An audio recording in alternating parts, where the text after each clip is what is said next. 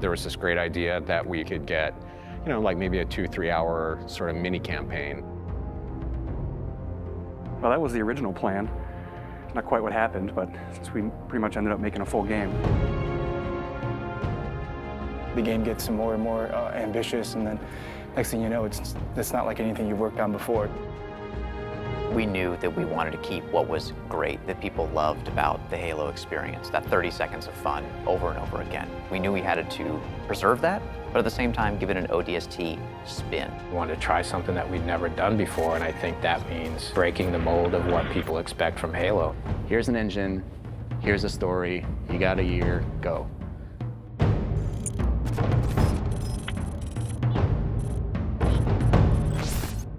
One of the great challenges that we had with ODST was, since we didn't want to be traveling all across the universe in this gigantic space opera, we wanted to really focus on one place.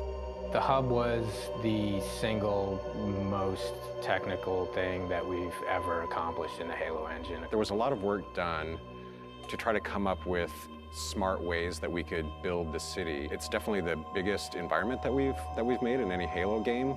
We spent a lot of time trying to figure out how can we maximize the space without freaking out all the artists, and I think we figured out how to maximize the space really well. I don't think we ever figured out that second part too well. We want the player to have this open, visceral, you're in the city experience. We started experimenting with playing with elevation, playing with building shapes. It's a city that you actually completely walk through. Each BSP is directly alongside the other BSP. You walk through a door and you go into the other BSP.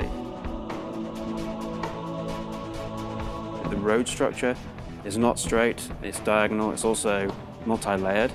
I don't think we kind of realized how big the city would get. We basically had to build very specific tech that would give the AI the right type of behavior. We had the technology, we called it squad patrol.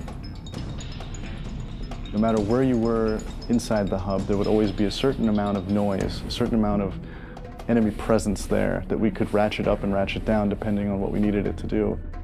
We need to have this dark, moody city without making it unplayable. I wanted to get a feeling of rain at night in an abandoned city. I would still like to score the emotions and mood that we want the player to feel when they're playing the game. We want people to explore the city. We want people to find this, this kind of hidden little sub-story.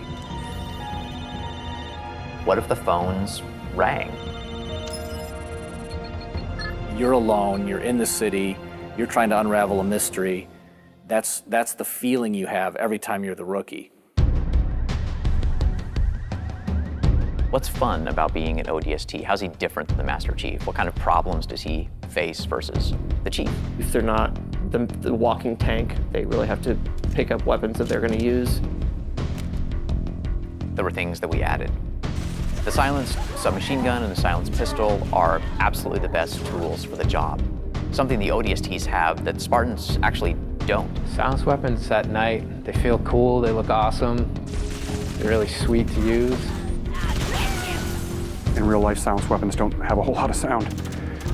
So we had to kind of Hollywood them up a little bit, kind of make it so that they sounded like they were silenced and supposed to be silenced, but yet still powerful and fun to fight with. In a lot of ways, it feels like Halo 1, because it's back to single wielding. Dual wielding. Paul doesn't like dual wielding, so we cut it. Visor mode is really cool, and it evolved a lot. There were versions that looked really great for the art, but yeah, maybe they didn't do such great things for the design. It affected how we lit something. We'd make this building, and it looked great, and we thought it was fine, and you turn on the visor mode, and you realize that's really just a square. But it also has the advantage of really showcasing the depth of our scenes. Put on visor mode, and then the whole environment reveals its secrets to you.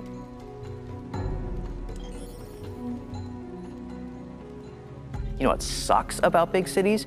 You can get lost really quick. And that's where we came up with ideas for the Visor database, where you have a great map of the city that not only shows you where you are, but allows you to choose where you want to go. If you don't have that tool to help you navigate the city. You're never gonna find the high action flashback scenes, which we were banking on to be the core fun of the game. It's a very simple idea. It was an amazing struggle to get there. When you combine those things that we took away with things that we added, such as the visor, even though you might feel a bit more vulnerable, you have the right tools for the job. The hardest part moving from Halo 3 to ODST was just the difference in the play styles of the characters. If you look at the Master Chief in the course of the Halo games, he became ridiculously powerful over time. And ODST feels very different because when you start taking fire, you can't just continually keep kicking ass. You have to actually look for cover because you don't have a motion tracker like the Chief. Bringing back the health was something that was born out of a discussion about how can we add long-term level of tension to the game. For us, health is important in the ODST's world because it reminds you that you're vulnerable. We want to experience the story through the eyes of many different characters. We wanted to bring back the guys from Firefly again, Nathan Fillion, Adam Baldwin, and Alan Tudyk, trying to find the perfect film noir blonde. We thought about Tricia Helfer. Orders are orders. Come on, Veronica. What could be more important than that carrier? My orders. And Buck, call me Captain. I'll pass on that dance, but you can show me where to sit. These little scenes, we wanted to have their own mystery. It was the story of one guy, one object, one high action moment. And for us, the clue objects were the key. Dutch, we need to get above this crap. Link with the B-net. One of our drones must have seen where they hit. When you find a clue, you're actually going back in time and playing in the boots from another ODST's perspective. Good hunting, boys. I'm keeping my boots on the ground. You've got 5 main characters. Banshees! Each of the characters have things to say from first person. Not only ground you in the character, but also give you some really useful tactical information about the battlefield. It's coming to drop in behind us. They must know this is our rally point. Where the heck did these bunkers come from? Underground tunnels are filled with the damn thing. We got ammo and weapons on the high ground. Move it, move it. Without spending a lot of effort personalizing each of those characters, then it wouldn't mean as much when you step into their boots. We need some help. Look out!